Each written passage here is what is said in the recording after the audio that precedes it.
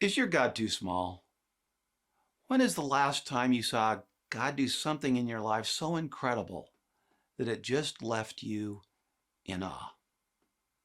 Today, I'm just going to tell some God stories from my own experience from times that God just left me in awe when it was either incredible coincidence or it was God. You know, if something of a great coincidence just happens once, you can kind of write it off as a coincidence. But when things happen again and again and again, that's hard to write off as a coincidence. Hi, my name is Brad Bright. This is the God is the Issue podcast, where we show how God is the issue in every issue. I grew up with a dad who believed God for incredible things. His name was Bill Bright. He was the founder of Campus Crusade for Christ. I remember growing up him telling stories, when I was a child of things that God had done, and they would leave me in awe. I remember one story he told. He had been over in an Asian country, and he was scheduled to speak that night at a big meeting hall. And he had heard that there might be some radicals coming to stone him. That was the rumor. So he arrived that night and he went up on stage to speak. And sure enough, a number of men around in the audience stood up with stones in their hands. And he immediately stopped speaking. And he asked the audience, he said, "Would you join me in singing praise to God?" And at the moment they started singing, every one of those men who had stones in their hands fled from the room. Fled as though they were being chased by fire. You see, that's the power of God. Is that coincidence or is it God? And I remember him telling so many other stories over the years, stories about how God had provided financially, stories about how God had opened the doors for the gospel to go forward in areas that had not been open to the gospel for hundreds and hundreds of years. Those were the stories I grew up with. And yet, as I grew into a young man, I thought, I know that if my dad believes God for something, I know it's going to happen. But what about for me? Will God do that for me too? I'll bet you some of you out there listening have asked that very same question. You say, I know God is all powerful. I know God can do anything, but will he do those things for me?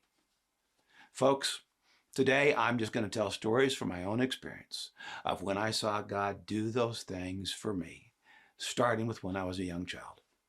When I was 8 or 9 years old, I decided that as a family, we needed to go to Hawaii. We needed a family vacation in Hawaii. And still, during our family devotion time, I started praying that God would send us on vacation to Hawaii. Now, I knew we didn't have the money. Mom and Dad had chosen to be in full-time ministry. They had chosen to live a modest lifestyle. So we didn't have the funds to go vacation in Hawaii. I knew that. However, I kept praying. And Mom and Dad said, later on, they said, we kind of cringed inside because we thought, we're not sure that's the kind of prayer that God usually answers. And they didn't want to see me to be disappointed in God. But you know what? It was shortly after I started praying this prayer at family devotions, a friend of my dad came to him and said, "Bill, we'd like to send you on a family vacation to Hawaii." Folks, one of the best vacations of my life. I remember it to this day. So let me ask you, was that coincidence or was it God? The next story I've told many, many times because it was a watershed moment in my life when I realized God really was listening. But it was when I was a freshman in college, Wheaton College up in Chicago. And I remember it's Christmas time and I was flying home. And so I arrived at O'Hare Airport and I walked in and the airport was packed wall to wall with people. It's the most packed airport I've ever seen in my entire life, before or since. And I walked in and I thought, this is not good. But I didn't know what to do, so I just went and got in line to get my ticket to get on the plane. And as I was standing there, I realized, you know what? I'm not going to make this plane. And so out of just panic, I prayed, "Lord, I need 10 more minutes." And I looked up at the board and it went click. That was in the days when they weren't all digital. It went click and the flight had been delayed 10 minutes. And I went, oh, cool. And so I was standing there a little longer in line and waiting, and I realized I'm still not going to make this plane. So once again, I prayed a prayer of panic, folks. Maybe it was faith, but it was panic. And I said, Lord, I need 10 more minutes. I looked at the board and it went click. The flight was delayed another 10 minutes. And I went, oh, that's not cool. That's amazing. And what I realized was God was listening. And God cared about me. God wanted to have a relationship with me. And it was just a little way of him saying, Brad, I'm here. I got it. But my question for you is, was that coincidence or was that God? About 10 years later, I was living in Atlanta and I was running a foundation. It was a foundation to try to develop private sector alternatives to federal government programs. It was something I was very, very interested in doing because I really felt like the private sector should be more involved in helping to feed the poor, helping to house the poor. But one day I realized, I think it's probably time for me to step down. But I wasn't sure, so I set aside 10 days, just kind of go through a process. I had a checklist. And at the end of those 10 days, the last thing on the checklist was to call my dad and just ask his advice. Now, why was my dad at the end of the checklist? Well, it's because he was out of the country. And I knew he wouldn't be back home until that 10th day. And so I went through my checklist, and then on the 10th day it arrived. And I called my dad. And I said, Dad, I'm thinking of stepping down from the foundation. And he said, I know. And I said, what? I said, how could you know? I haven't told anyone, and you've been out of the country this whole time. How could you possibly know?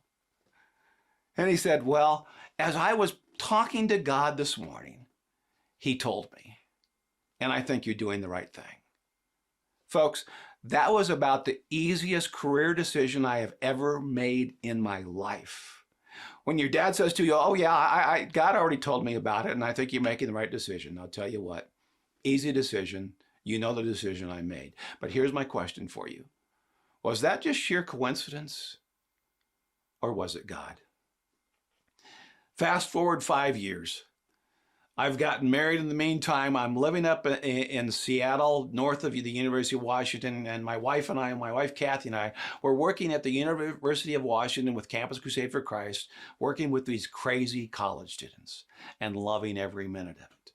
But after our first year, where we'd been living about a half an hour north of Seattle, away from campus and in an apartment we could afford, I just felt God was saying, Brad, I want you to move down into the university district. Now, folks, the university district is an expensive place to live in, and we're on a missionary salary.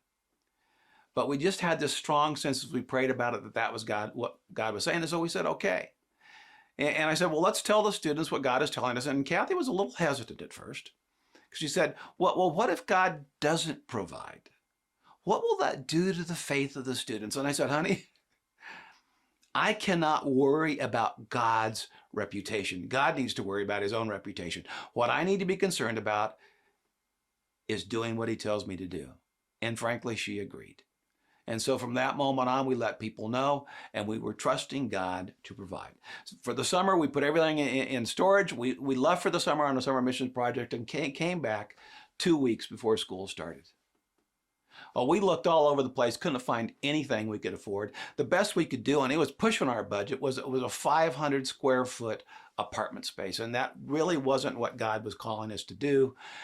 I sensed he wanted us to use a home to entertain students and to be able to bring in large groups of students, and a 500 square foot apartment wouldn't cut it. Now, early on in those 2 weeks, I called my dad. I said, Dad, this is what God has put on our hearts, and we want to do this. I said, can you think of anyone possibly in the area that might be willing to buy a home or rent an apartment for us so we can minister to these students? My dad said, I really can't.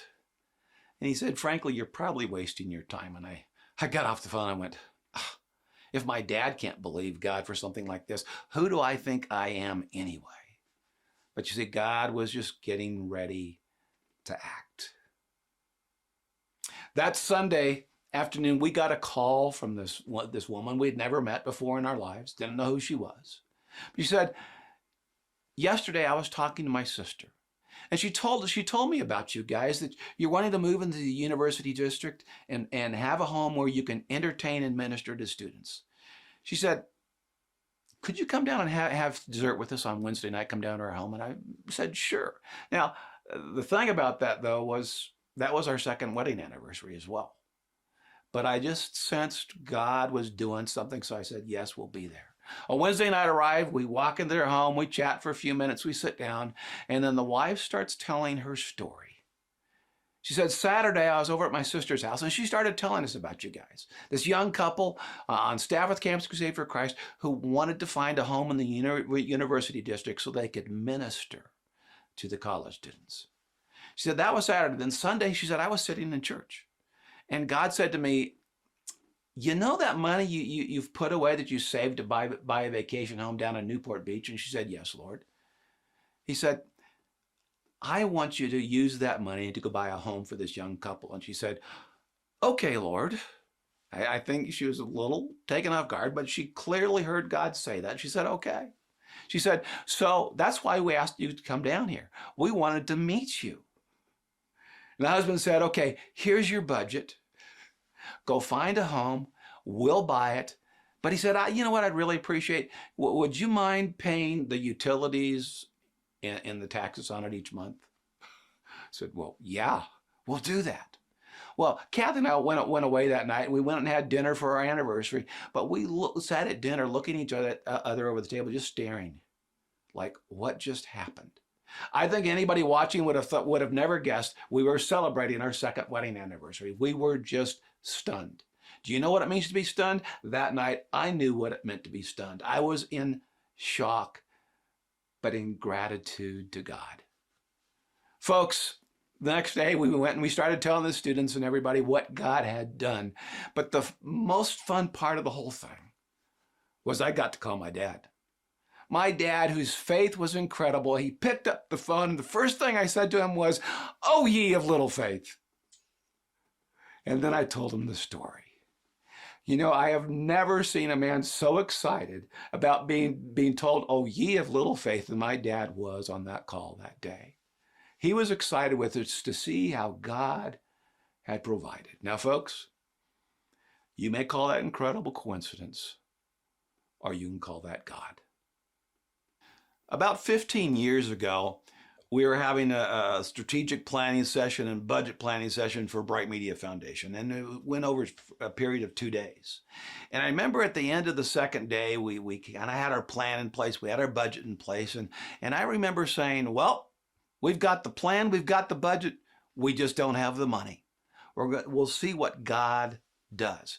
Well, the amazing thing, it was right about that time, a friend had called, a family friend had called, longtime family friend, and I didn't pick it up because we were still tying up all the planning session and everything. So I didn't call her back till the next morning. But when I called her and she answered the phone and she said, well, Bradley, I was just calling to tell you that I stuck a check for $1 million in the mail yesterday for Bright Media Foundation. And I went, thank you so much. Here's the thing, though, folks.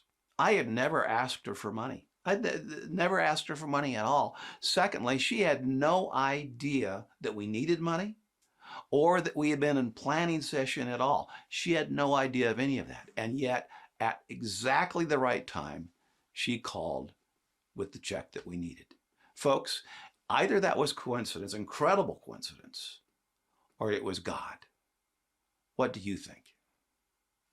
Folks, I don't have enough faith to believe that all of these things are coincidences. You see, I believe in a God who works all things together for the good, for those who are called according to his purpose, for those who love him.